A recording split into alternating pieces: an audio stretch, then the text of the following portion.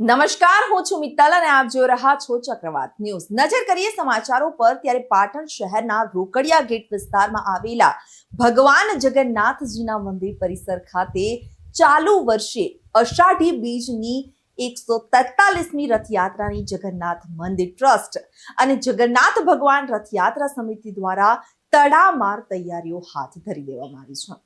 ભગવાન જગન્નાથજીની 143મી રથયાત્રામાં સમગ્ર પાટણના નગરજનો સહભાગી બને તેવા આશય સાથે જગન્નાથ મંદિર ટ્રસ્ટના ટ્રસ્ટીગણ સહિત શોભાયાત્રા સમિતિના કાર્યકરો દ્વારા શહેરના મુખ્ય બજાર માર્ગ સહિત વિવિધ વિસ્તારોમાં વેપારીઓ તેમજ પાટણના પ્રબુદ્ધ નગરજનો પાસેથી દાન ભેટ પેટે ફાળો એકત્રિત કરવામાં આવી રહ્યો છે। સમગ્ર ભારતભરમાંથી ત્રીજા નંબરની પાટણ શહેરમાંથી નીકળતી ભગવાન જગન્નાથજીની 143મી રથયાત્રામાં પાટણના વેપારીઓ સહિત પ્રબુદ્ધ નગરજનો દ્વારા ઉદાર હાથે ફાળો આપી ભગવાન જગન્નાથજીના કાર્યમાં સહભાગી બન્યાનો આનંદ વ્યક્ત કરતા જોવા મળ્યા હતા।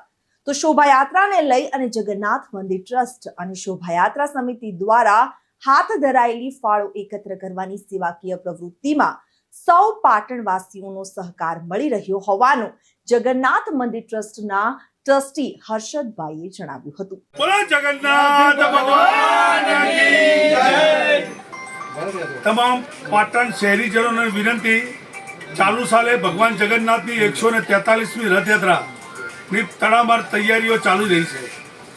આજે અમારો ચોથો દિવસ છે પૈસા કલેક્શન કરવાનું। બીજું કે ભારતની આ ત્રીજા નંબરની રથયાત્રા, પહેલો નંબર જગન્નાથપુરી 153મી રથયાત્રા, અમદાવાદ 148 અને પાટણ 143। તમામ વેપારી ભાઈ બહેનોનો સાથ સહકાર સંપૂર્ણ મળે છે, તમામનો હું આભાર માનું છું। અને અમે આવીએ ફાળો લેવા તો ઉદાર હાથે ફાળો આપવા વિનંતી। બોલ જગન્નાથ ભગવાન કી જય। રાજા રણછોડ કી જય। રિપોર્ટર ધર્મેન્દ્રસિંહ દરબાર સાથે ચક્રવાત ન્યૂઝ પાટણ।